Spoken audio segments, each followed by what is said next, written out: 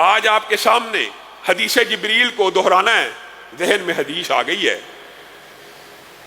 کس ہستی کی ذات، کس شخصیت کی ذات، کس ہستی کا قول شریعت ہے۔ اگر صرف حدیث جبریل آج آپ سارے یاد کر لیں، اور سب نے سنی ہوئی ہے، جب میں دہراؤں گا آپ کو یاد آ جائے گی، لیکن اس سے جو سبق اخذ ہوتا ہے وہ اگر ہم یاد کر لیں تو امت پوری کے اندر سے اختلاف ختم ہو جائے۔ صحابہ بیٹھے ہوئے ہیں، ایک شخص آیا، بڑا خوبصورت لباس ہے، چمکدار لباس ہے۔ صحابہ نے اس کے چہرے کو دیکھا، وہ مدینہ کا رہائشی نہیں ہے، اس کو جانتے نہیں ہیں، لا محالہ مسافر ہے، جانتے نہیں ہیں، سفر کر کے آیا ہے۔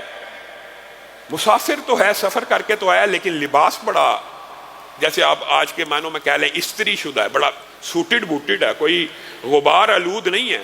صحابہ اس کو صرف دیکھ کے ہی حیران رہ گئے کہ ہم اس کو جانتے بھی نہیں، پہچانتے بھی نہیں، اور لباس ایسے ہے جیسے ابھی نیا پہن کے آیا ہے۔ رسول اللہ صلی اللہ، اور یہ تعجب کی، صحابہ کے لیے یہ تعجب کی ایک حدیث ہے، اور اس کے اندر بہت سے تعجب کی باتیں ہیں۔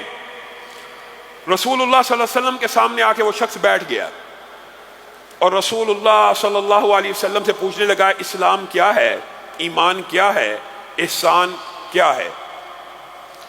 اب جب ایک بندہ کسی چیز کے بارے میں سوال کرتا ہے تو اس کا ایک مطلب یہ ہوتا ہے کہ وہ اس کا جواب نہیں جانتا، تو وہ نبی سے سوال کر رہا ہے۔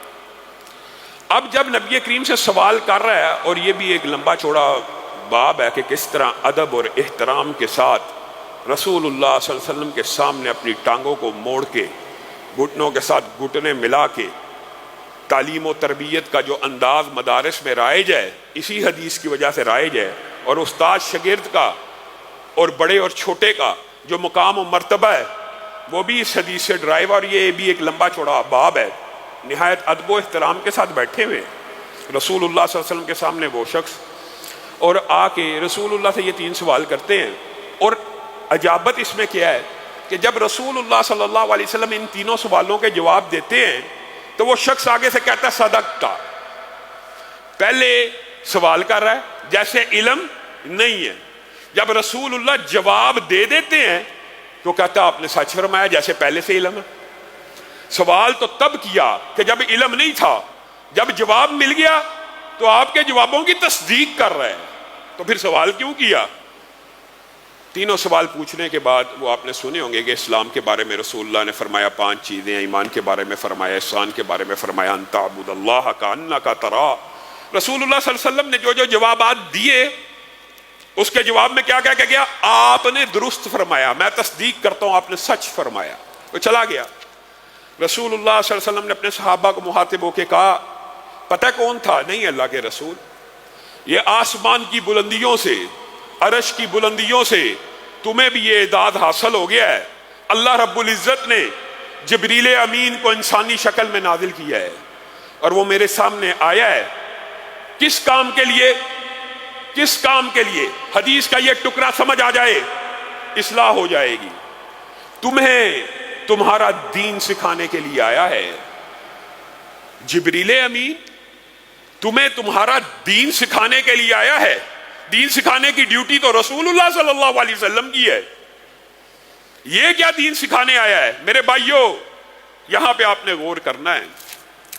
جبریل امین آئے، اللہ کے رسول صحابہ کو مخاطب ہو کے یہ کہہ سکتے تھے کہ آسمان سے اللہ نے ایک فرشتہ مقرب بھیجا ہے جس کا نام جبریل ہے، سب کو پتہ ہے یہ اللہ نے بھیجے ہیں، ذرا ان کی گفتگو سن لیجئے، یہ آپ کو آپ کا دین سکھا کے جانا چاہتے ہیں۔ لیکن دین جو سکھلانا مطلوب و مقصود تھا وہ یہ تھا کہ آسمان سے جبریل امین بھی آ جائیں، لوگوں کے سامنے خطاب بھی کر لیں۔ وہ بات دین نہیں بن سکتی جب تک محمد الرسول اللہ صلی اللہ علیہ وسلم کی زبان سے ادا نہ ہو جائے۔ یہ دین سکھا کے گئے ہیں کہ جو بات آپ نے کہی وہ دین بن گئی۔ اگر یہ فلسفہ سمجھ آ جائے تو 1400 سال کے سارے فرقے ختم ہو جائیں جو اپنے اپنے مجتہدین، اماموں، پیروں، فقیروں کی طرف بلانے کی باتیں ہیں۔ کس کی طرف بلانا چاہیے؟ اس ہستی کی طرف بلانا چاہیے، اور اس ہستی کی بات ہی دین ہے۔ اسی کا قول فیصل ہے. یہی لوگوں میں فرق کرنے والے ہیں کہ کون رسول اللہ کے. قیامت کے دن یہ بھی حدیث کے الفاظ ہیں کہ قیامت کے دن فرق کیا جائے گا. کس بنیاد کے اوپر؟ رسول اللہ صلی اللہ علیہ وسلم کی بنیاد کے اوپر. کون ہے جو ان کی اتباع کر رہا ہے, کون ہے جو ان سے پیچھے ہٹ گیا. بس رسول اللہ صلی اللہ علیہ وسلم حج کی فضائل بیان کر رہے ہیں. سوال پیدا ہو سکتا ہے, سوال پیدا ہو گیا. ایک صحابی کھڑے ہو گئے اور کہنے لگے اللہ کے رسول فی کلی عامن یا رسول اللہ, آپ جو حج کی اتنے فضائل بیان کرتے ہیں کیا یہ ہر سال فرض ہے مسلمانوں پہ؟ یہ سوال اچنبے کا نہیں ہے, سوال پیدا ہو سکتا تھا. حج کے فضائل بیان ہو رہے ہیں کہ ابھی حج کر کے آیا, ایسا ہو گیا جیسے ماں کے پیٹ سے آج پیدا ہوا, ایک گناہ بھی ساتھ نہیں رہا. صحابی کے دل میں سوال آ گیا. اس نے کیا فی کلی عامن یا رسول اللہ, کیا ہر سال فرض ہے؟ رسول اللہ خاموش رہے, خاموش. پھر وہ آیا, پھر پوچھا. رسول اللہ نے چہرہ اگنور کرنے کے لیے اس سوال کا جواب نہ دیا. پھر آیا, پھر جواب نہ دیا. کچھ وقت گزر گیا. میرے بھائیو, یہ وہ منہج ہے, یہ وہ عقیدہ ہے جو ہر مسلمان کا ہونا چاہیے. رسول اللہ صلی اللہ علیہ وسلم نے کہا اس کو بلاؤ جو سوال کرتا تھا. اس کو بلایا گیا. کہا کیا سوال کرتا تھا؟ کہا یہ سوال کرتا تھا. رسول اللہ صلی اللہ علیہ وسلم نے فرمایا میرے بھائیو یہ دین ہے. اگر لو قلت نعم, اگر میں کہہ دیتا نعم, نون عین میم 3 حرف, اگر تو مجھ سے بار بار سوال پوچھ رہا تھا اور میں فوری جواب دیتے ہوئے کہہ دیتا جی ہاں, تو اللہ کی قسم پوری امت کے اوپر ہر سال فرض ہو جاتا. بات ختم. کہاں ہے گامدی فلسفے, کہاں انکار حدیث کی باتیں؟